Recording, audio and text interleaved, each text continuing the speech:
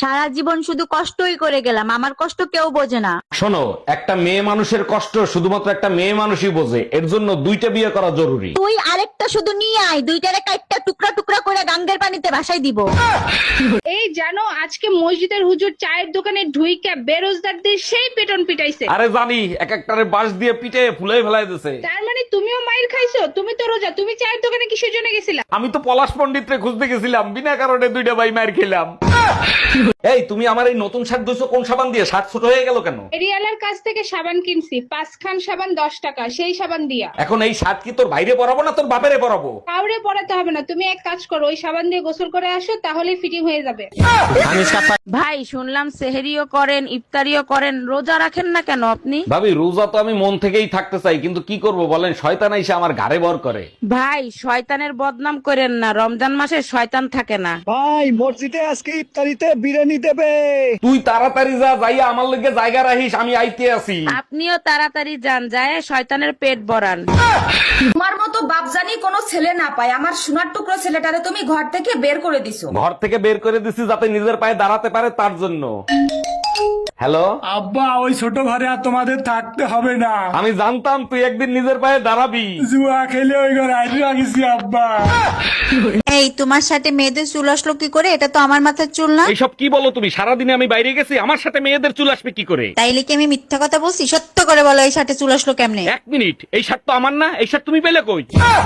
কি রে, কি হয়েছে তোর? শরীর খারাপ? আর বলিস না, মাথার থেকে পাও পর্যন্ত সব জায়গা ফুলে ফুলে উঠছে। ডাক্তার দেখাইয়া টেস্ট কর। সব ধরনের টেস্ট করছি, কোনো টেস্টে কিছু ধরা পড়ে নাই। তাইলে তুই এক কাজ কর, পোস্টমর্টেম করে দেখ। মেয়ে হয়ে জন্ম তো নেই নাই, মনে হচ্ছে যেন জাহান্নামে আসছি। মানলাম দুনিয়ার সব নির্যাতন তোমরাই সহ্য করো, তোমরাই মহান। তোমার মতো সবাই যদি বুঝতো তাহলে দুনিয়াটা জান্নাত হয়ে যেত। একবার চিন্তা করে দেখো, সেই তোমাদেরকে আমরা সহ্য করি, তাহলে কে মহান? এই কি বললা তুমি?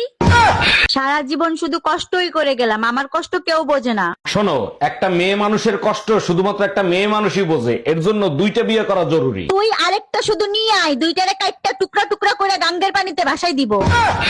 এই জানো আজকে মসজিদের হুজুর চায়ের দোকানে ঢুইকা বেরোজগারদের সেই পেটন পিটাইছে। আরে জানি, এক একটারে বাঁশ দিয়ে পিটে ফুলাই ফেলাই দিছে। তার মানে তুমিও মাইর খাইছো? তুমি তো রোজা, তুমি চায়ের দোকানে কিসের জন্য গেছিলা? আমি তো পলাশ পণ্ডিতরে খুঁজতে গেছিলাম, বিনা কারণে দুইটা ভাই মার খেলাম।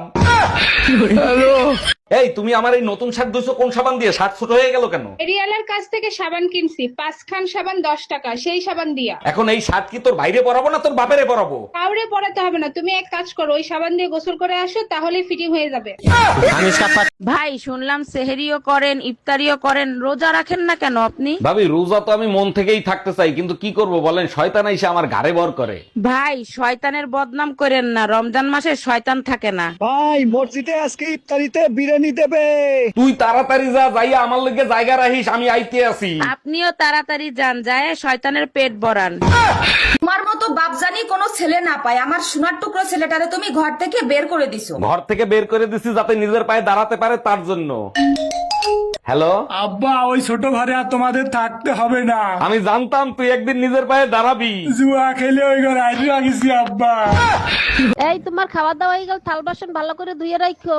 এই কই তুমি, এইদিকে একটু আসো তো, তোমার হাত দুইটা একটু দাও তো। হঠাৎ আমার হাত ধরার শখ হইলো, কি ব্যাপার, কাহিনী কি? তোমার হাত দুইটা এত সুন্দর, কিন্তু তোমার হাতের রান্না এত বিশ্রী কেন?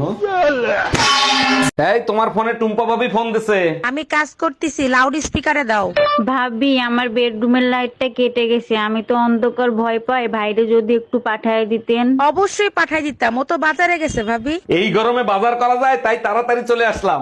কি ব্যাপার ভাবি, আপনার ঈদের মার্কেট তো শেষ, এখন আবার কি নিয়ে টেনশন করতেছেন? অরুণ ভাই, ঈদে তো 4-5টা শাড়ি কিনছি, ঈদের দিন কোনটা পরবো সেটা নিয়েই টেনশনে আছি। এতে টেনশন নেওয়ার কি আছে, ওর ভিতরে যেটা ভালো লাগে সেটা পরবেন। সেটাই তো টেনশন, কোনটা পরলে এলাকার সব আমার পিছে থাকবে, আমি সবার আগে থাকবো। তাইলে ভাবি আপনি এক কাজ করেন, আবার মার্কেটে যান, মার্কেটে গিয়ে কাফনের কাপড় কিনে নিয়ে আসেন। হ্যালো আচ্ছা, আপনি কি বিবাহিত? জি আমি বিবাহিত, আপনি কে? আমি তোর গার্লফ্রেন্ড, শালা দোকাবাজ। সরি বেবি, আমি ভাবছিলাম আমার বউ। আমি তোর বউই কইতে আছি, আজকে তুই শুধু বাসায় আয়। হ্যাঁ, আমি বাপের বাড়ি যাব, টাকা দাও। আমার টাকায় কামড়ায় না, বাপের বাড়ি যাওয়া লাগবে না, ঘরে থাকো। তাহলে এক কাজ করো, 2 কেজি ঘি, 5 কেজি চিনি, 10 কেজি দুধ, 10 কেজি গোশ, 5টা ইলিশ মাছ নিয়ে আসো। এইগুলো দিয়ে কি আমার 40 করবা নাকি? আমাকে তোর বাপের বাড়ি যেতে দিবা না, তাই বাপের বাড়ির সবাইকে এখানে আসতে বলছি। হ্যালো এই কোথায় তুমি? তুমি যেখানে এখানেই থাকো, এই মুহূর্তে বাসায় চলে আসো। কেন, কি হয়েছে? কেউ মারা গেছে নাকি? আরে কেউ মরে নাই, পাশের বাসার ভাবির ছেলে হইছে। পাশের বাড়ির ভাবির ছেলে হয়েছে, তা আমি কি করবো? এসে নাচবো? ছেলের চেহারার সাথে ভাইয়ের চেহারার কোনো মিল নাই, তাই তোমাকে ডাকতিছে। কিরে বাপের রাজকুমারী, লেখাপড়া তো শেষ করলি, এবার বিয়ে করে ফেল। ছোটবেলা থেকে বাবা মায়ের ঝগড়া দেখতে দেখতে বিয়ের উপর থেকে আমার মন উঠে গেছে। ও আচ্ছা, তা ভবিষ্যতে কি করবি, কোনো সিদ্ধান্ত নিছিস? চাকরি করব, আমি নিজেও বিয়ে করব না, আমার ছেলে মেয়েদেরকেও বিয়ে করতে দিব না।